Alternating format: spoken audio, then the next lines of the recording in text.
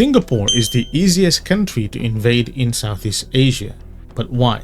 The main reason why it's relatively easy to invade Singapore is its geographic vulnerability. Singapore's geographic vulnerability comes from its small size, with only about 728 square kilometers of land, making it one of the smallest countries in the world. This small land area makes it easier to invade compared to larger countries with more varied landscapes that offer natural defenses such as mountains or forests for protection. Singapore's flat land and dense urban areas might provide fewer options for defensive tactics in the event of an invasion. Additionally, the compact size of the island means that an invading force would not have to cover a lot of ground or stretch their supply lines to reach important areas, since the entire country is packed into a small space.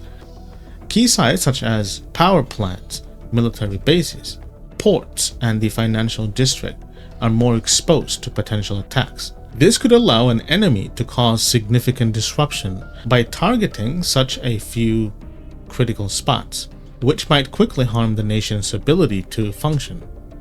Located at the southern tip of the Malay Peninsula, Singapore's strategic position makes it important, but also vulnerable to blockades or control over its sea routes. As a major maritime hub that depends heavily on imports for food, water, and energy, any disruption to its shipping lanes could strain resources and make it difficult for the country to sustain a long conflict. Its lack of natural resources adds to this vulnerability. Despite its small size, Singapore holds significant strategic value due to its strong economy, critical infrastructure, and a role as a global hub. One of these areas is the Central Business District, where many global companies and banks are located. And if it were captured, it could severely damage the economy, disrupt international financial markets, and create confusion in the global business world. The Central Business District is densely packed, and this makes it a crucial target for anyone seeking to control Singapore's economy and global influence. Singapore's ports, like the Port of Singapore, one of the busiest in the world. These ports handle much of the world's cargo, and if they were taken over, it would not only hurt Singapore's economy, but also disrupt global supply chains. Controlling these ports would give the invader power over the important shipping lanes that pass through the region, such as the Straits of Malacca. Similarly, Singapore's airports, especially Changi Airport, are major transit hubs in Asia. If an invader seized the airport, it would stop international travel and allow the enemy to bring in more troops or supplies quickly. Since Singapore relies heavily on its connections with the rest of the world, losing control of the airports could lead to the nation being cut off from global support. Unlike countries with natural barriers such as mountains, dense forests, or wide deserts, Singapore doesn't have such protective features. In its geography, the country's land is mostly flat, and there are no large natural obstacles that could slow down an invasion. This lack of natural defenses makes Singapore more vulnerable to a quick attack. By sea, Singapore's strategic location near important shipping routes makes it a prime target for naval attacks. By air, its open skies make it easier for an invading air force to launch airstrikes. On land, the absence of mountains or thick forests means enemy ground troops could move swiftly across the country. Furthermore, one of the most crucial maritime pathways is the Strait of Malacca, one of the busiest shipping lanes in the world. Thousands of ships pass through this waterway every year, carrying vital resources. If an invader were to gain control over this strait or choke off access to it, Singapore's trade would grind to a halt. Such a blockade could cut off vital supplies and prevent the exports of goods, crippling Singapore's economy without the need for a full-scale invasion. Even a partial disruption in the flow of goods through the Strait of Malacca could have devastating effects. With limited natural resources of its own, Singapore is highly dependent on imports to sustain its industries and population. Controlling these trade routes would also give an invader significant leverage, as they could strangle the country's lifelines and force it into economic submission. You might be wondering, what about the Singapore military? What is their role? Aren't they equipped enough to defend their country?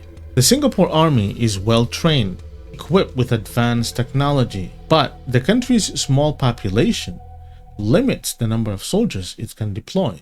Compared to larger nations such as Indonesia or Malaysia, Singapore's armed forces are smaller, even though they have modern equipment and sophisticated defense systems. Because of its small population size, Singapore cannot maintain a large army. This creates a potential challenge if the country faces a prolonged conflict with a bigger military force. In a long-lasting war, Singapore might struggle to replace soldiers or keep enough troops in the field.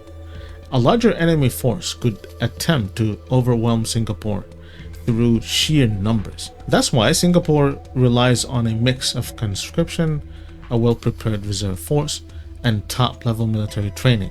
The country has developed a strong core of professional soldiers and a reserve system that can quickly mobilize, train citizens in an emergency.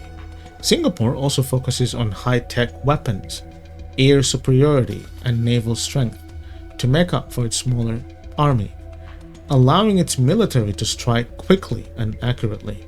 However, if a conflict drags on, Singapore's limited population could lead to pressure on its reserves and manpower. This is why Singapore emphasizes deterrence, rapid defense action, and strong military alliances with America to help protect its security and ensure its smaller army is not overstretched. The compact nature of Singapore means that important infrastructure like telecommunications, energy, and transportation is located close together. An invading force could disrupt these systems, impacting local and international communication and severely hindering Singapore's response to the invasion. Energy systems, including power plants and electrical substations, are closely grouped. An attack on these facilities could leave many areas without power, affecting homes, businesses, and emergency services. Since Singapore relies heavily on imported natural gas and renewable energy, any interruption could quickly affect daily life and the economy. An invasion could target transport hubs, causing traffic jams and making evacuations difficult. Disruption of these transport links would not only create chaos, but also slow down the delivery of essential supplies like food and medical resources, worsening the situation. A rapid breakdown of infrastructure would lead to an immediate decline in economic activity. The mix of panic, disruption, and economic decline could quickly lead to a humanitarian crisis. Shelters would become overcrowded as people seek safety, and civil unrest might rise due to shortages of food and medical supplies. Emergency services, already under pressure, would find it difficult to meet the needs of a distressed population, making the situation even more challenging. Do you think Singapore is the easiest country to invade in Southeast Asia or in Asia in general?